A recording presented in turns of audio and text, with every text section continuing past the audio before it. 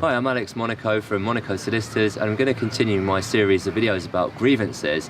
This one's going to be about how to write a good grievance letter and how to do well in the grievance process. Now, before you go on and before I tell you about how to do this, just make sure you watch my other video about whether to write a grievance or not, because it's very important. I'll just summarize it for you.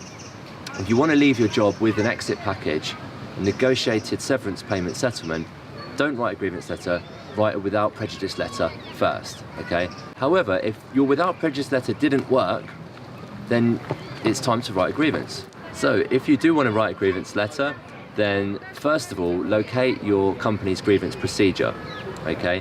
If you've got one in the company, then it should be on the intranet, or you might have to ask someone in HR, God forbid, or one of your colleagues.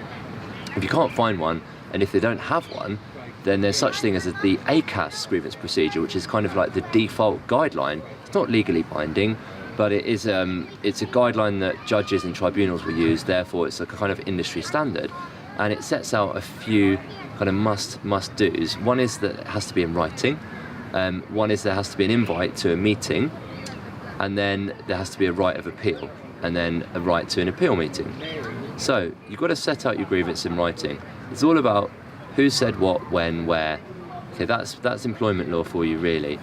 So set out the details, do it in chronological order. Number your paragraphs is a great tip, because with numbered paragraphs, later on when it comes to a meeting, you can refer to your paragraph number and you don't have to read out all of the different allegations set out in the letter. So numbered paragraphs are great because it means you can refer to your numbers in the grievance meeting, and that way you don't have to read out the whole question, and it makes it much easier for also to elicit a response from them. So you'll want them to respond using your numbered paragraphs as well. If you don't number your paragraphs, they're kind of going to probably pick and choose the bullet points to reply to and conveniently forget to reply to half of them, or the most difficult ones. With numbers, you can call them out specifically. You didn't answer number 9, so numbered paragraphs, perfect.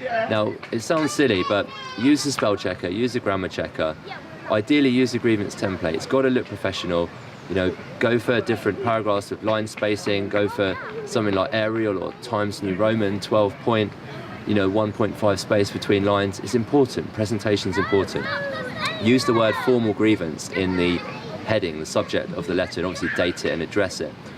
Okay, and don't mention compensation or tribunals, because that's not for a grievance letter, that's for a without prejudice letter, which you should, by the way, definitely do if you haven't done already.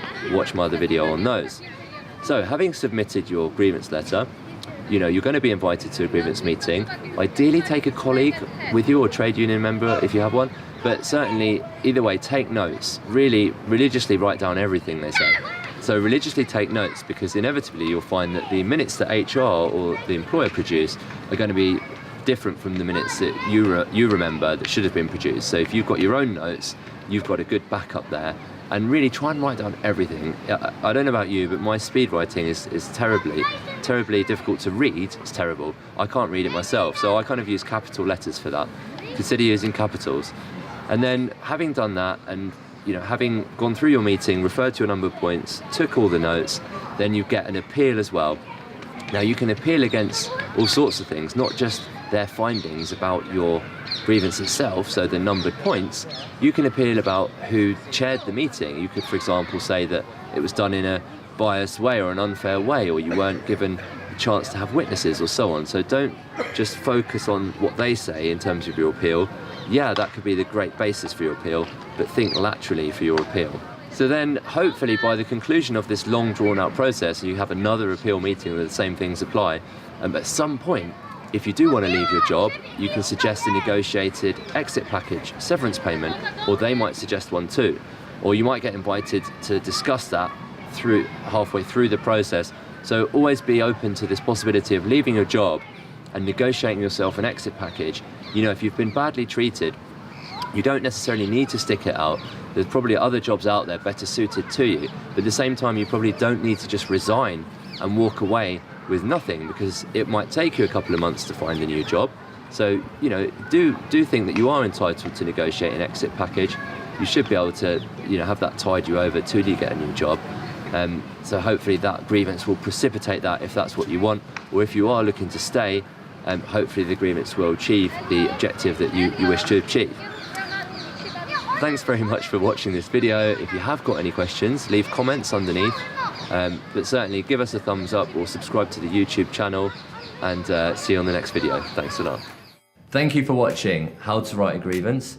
The next video you might want to watch is an interesting case study about a without prejudice negotiation, and in there we're looking at the difference between without prejudice and open correspondence. A little bit technical, but now you've watched this last video, you're probably ready for that now.